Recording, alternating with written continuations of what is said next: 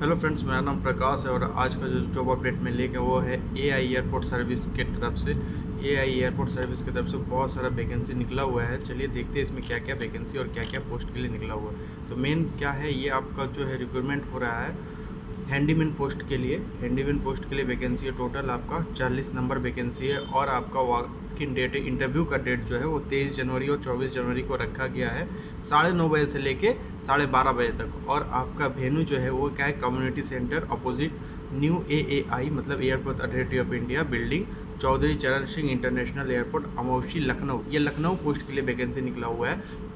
और जो दूसरा है पोस्ट वो क्या है, ramp service executive, ramp service executive and utility agent cum ramp driver. इसके लिए 10 पोस्ट निकला हुआ है, 10 पोस्ट। और आपका इसका जो है रिक्रूटमेंट का डेट वो क्या है, मतलब 25 जनवरी को है, मतलब 25 जनवरी को है 2023, 9:30 बजे से 12:30 बजे का टाइम दिया गया है। कम्युनिटी सेंटर सेम एड्रेस पे जाना है। और तीसरा क्या है, देखिए यहाँ पे है serial number, position, station, qualification and experience, salary in hand. तो सैलरी क्या मिलेगा आपका, हैंडीमैन वालों का सैलरी जो है वो क्या है, 10th क्वालिफिकेशन मांगा गया है, 10 पास होना पड़ेगा। Must be able to read and understand English language, मतलब कि इन लोगों को हिंदी प्लस इंग्लिश बोलना और लिखना आना पड़ेगा। Knowledge of local Hindi language that is ability to understand and speak it desirable, मतलब कि बोलने और लिखने का क्षमता होना चाहिए। और सैलरी आपको क्या मिलेगा, 17,520 रुपये पर मंथ मिलेगा।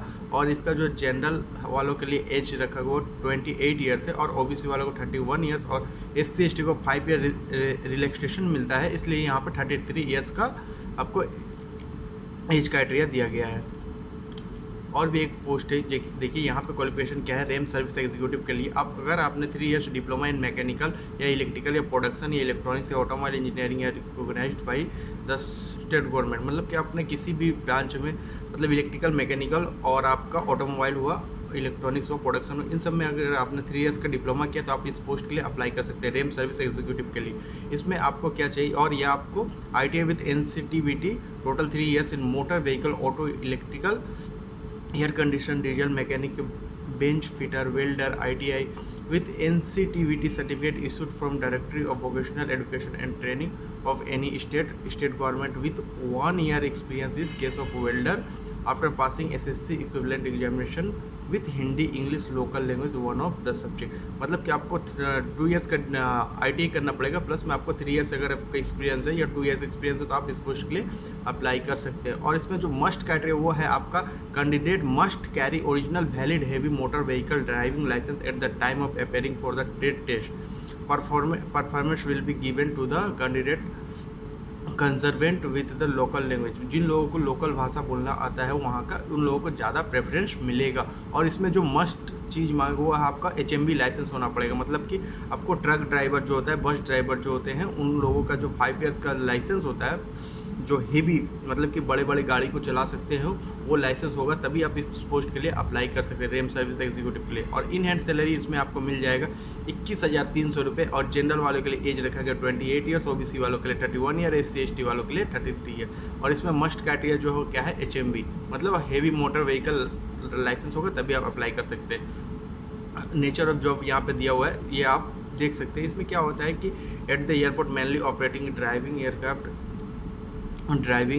ground handling equipment like aircraft, tow, tractor, high loader transporter, ground power unit। It's after successful completion of training, मतलब कि जो हेवी जो HMB का लाइसेंस मांगा जा रहा है वो एक्चुअल में क्या होता है, प्लेन जो होता है ना वो पीछे की तरफ नहीं जाता, तो प्लेन को धक्का मार के पीछे लेके जाना पड़ता है गाड़ी से, तो इसलिए आपको HMB लाइसेंस होना पड़ेगा। प्लस में आपको ग्राउंड हैंडलिंग का जो ट्रैक्टर होते हैं उनको भी इधर उधर करना पड़ेगा, जैसे कि जो सीढ़ी होते हैं ना, उन लोगों को सीढ़ी को भी आपको इधर उधर करना पड़ता है। प्लस में आपको लोडर के लिए जो सीढ़ी लगता है वो इधर उधर करना पड़ता है। ग्राउंड पावर, मतलब ग्राउंड पावर यूनिट होता है, जो छोटा एयरक्राफ्ट होता है उसमें आपको एक्सटर्नल बैटरी जो पावर होता है उससे आपको सप्लाई देना पड़ता है एयरक्राफ्ट में, तो वो एक भारी इक्विपमेंट होता है, उनको चलाने के लिए HMB लाइसेंस होना पड़ेगा। HMB license to be must for the above both position and candidates already applied and successfully completed RTO driving test can also apply, but at the time of selection के समय में आपको RTO driving test दिखाना पड़ेगा। The candidate must be in position of the HMB license, passenger safety as well as aircraft safety will be the की requirement, आपको HMV licence होना, plus में passenger safety and aircraft safety दोनों का ध्यान रखना पड़ेगा। अगर आप गाड़ी चला रहे हो तो पैसेंजर को भी ध्यान में रख के चलाना पड़ेगा, प्लस में एयरक्राफ्ट को भी देख के, क्योंकि एक एयरक्राफ्ट का दाम होता है 2.4 लाख करोड़, ठीक है ना। तो इतना एक दामी इक्विपमेंट होता है, उनको अगर आप डैमेज कर दो तो बहुत सारा नुकसान हो सकता है कंपनी का। Work pattern will be in the 3 shift including night shift and the weekly off and on rotation basis. Work shift जो है क्या वो 3 में होगा, मतलब कि 3 शिफ्ट में होगा 8 आवर्स करके, मॉर्निंग डे और नाइट होता है। तो इसमें क्या होता है तो आपको वीकली एक छुट्टी मिलेगा। Career progress based on performance and the number of years, मतलब कि आपका परफॉर्मेंस के ऊपर आपका करियर बनेगा, प्लस में आपको प्रेफरेंस मिलेगा, ज़्यादा सुविधाएं दी जाएगी। Entitled for casual leave, sick leave and the eligible for EPF ETC as per eligibility. आपको सिक लीव और SL और CL मिलेगा। सिक लीव और कैजुअल लीव जो 14 समथिंग रहता है, 28 टोटल रहता है। EPF मिलेगा। EPF मतलब ESI का एक प्रोविडेंट फंड का एक ये है, आपका पैसा कट के PF अकाउंट में जमा भी होगा। और देखिए और एक पोस्ट है जो क्या है, 3 नंबर पोस्ट है, यूटिलिटी एजेंट कम रैंप ड्राइवर। इसके लिए का क्वालिफिकेशन मांगे 10th क्लास पास होना पड़ेगा। Must carry original valid HMV driving licence at the time of appearing of trade test के समय आपको HMV लाइसेंस इसमें भी मस्ट है। Preference will be given to the candidate conversant with the local language. जिन लोगों को लोकल लैंग्वेज आता है उन लोगों को ज़्यादा प्रेफरेंस मिलेगा। और इन हैंड सैलरी आपको 19,350 रुपये मिल जाएगा। तो जनरल वालों के लिए एज रखा गया 28 ईयर्स और OBC वालों के 31 ईयर्स और SC/ST के लिए 33 ईयर्स मैक्सिमम एज है। इसमें भी सेम काम होगा, थोड़ा सा इसमें भी ड्राइवर का ही पोस्ट है एक्चुअल में। तो यहाँ पे और क्या क्या दिया गया देख लेते हैं। Mainly to drive heavy vehicle like tractor, bus and ground service equipment upon training and also equipment maintenance. ये आपको इक्विपमेंट को मेंटेनेंस भी करना, प्लस में ट्रैक्टर होता है जो गाड़ी वाटर रहता है ना, वाटर को इधर उधर करना या कोई सामान को इधर उधर करने के लिए ट्रैक्टर चलाना पड़ सकता है। बस होता है जो एयरपोर्ट पे जो पैसेंजर उतरते हैं उन लोगों को एक स्थान से दूसरे स्थान के लिए ले जाने के लिए बस का यूज़ होता है। और ग्राउंड सर्विस इक्विपमेंट जो भी होते हैं उन सारी चीज़ों के लिए आपको ट्रैक्टर का और HMV का लाइसेंस होना पड़ेगा, क्योंकि आपको ड्राइवरी करना पड़ेगा। HMV license to be must, ये वही चीज़ दिया जो ऊपर में दिया गया सेम है। सिलेक्शन प्रोसीड्योर में क्या क्या है वो देख लेते हैं। Ramp service agent, utility agent cum ramp driver. Trade test होगा, comprise to trade knowledge and driving test including driving test of HMV। Those passing the trade test alone will be sent for interview. अगर आपको पहले आपको HMV test होगा, मतलब कि पहले आपको ड्राइविंग टेस्ट होगा, फिर उसके बाद HMV मतलब कि बड़ा वाला गाड़ी को चलाने का दिया जाएगा, उसके बाद आपका इंटरव्यू होगा। तो अगर आपको लगता है कि आप चला पाओगे तभी आप इंटरव्यू के लिए जाए। The selection procedure will be conducted on the same day on the subsequent day. मतलब जिस दिन आपको ये ट्रेड टेस्ट होगा उसी दिन आपका सिलेक्शन का प्रोसीजर है, उसी दिन आपको बता दिया जाएगा। Out station candidate are advised to make their own arrangement of lodging and boarding at the their own cost of if required. जो बाहर से कैंडिडेट आएंगे उन लोगों को अपने खाने और रहने का व्यवस्था खुद ही करना पड़ेगा। हैंडीमैन के लिए क्या है, PET होगा, मतलब physical endurance test like weight lifting और running. Those qualifying the physical endurance test alone will sent for interview.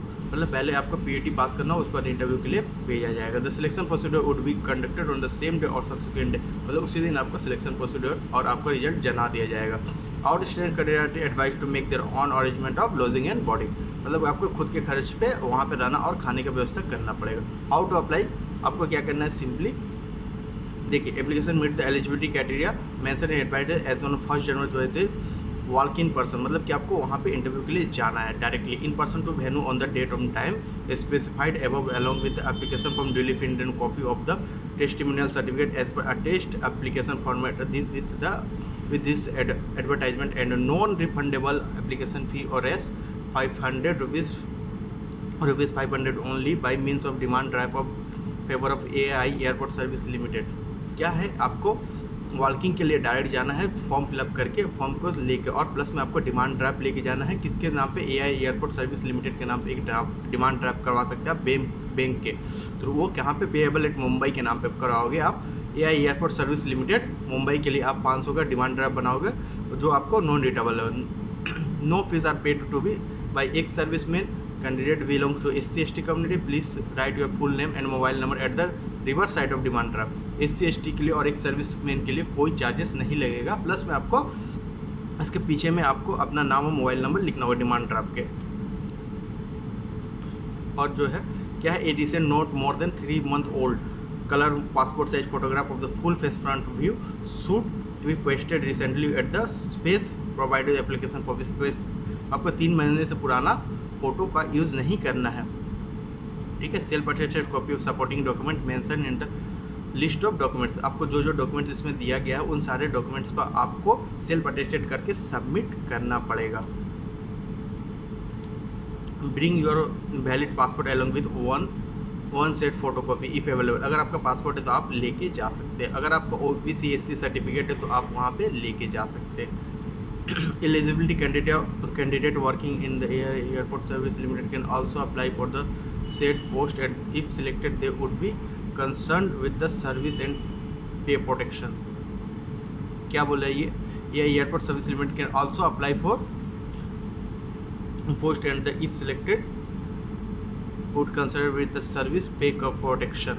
मतलब कि आप अगर इंटरनल कैंडिडेट है तब भी आप अप्लाई कर सकते हैं। Application working in government, semi government और पब्लिक सेक्टर अंडरटेकिंग और autonomous bodies must appear in the committed application form routed through proper channel और along with no objection certificate from their current employer. अगर आप किसी भी company में काम करते हो गवर्नमेंट या प्राइवेट तो आपको NOC लेके जाना पड़ेगा, ठीक है। ये क्या होता है, नो ऑब्जेक्शन सर्टिफिकेट होता है, ये सबमिट करना पड़ेगा। The advertisement for the requirement being published in our company website, hence please visit our company website www.aiasl.in। आप यहाँ पे जाके देख सकते हैं।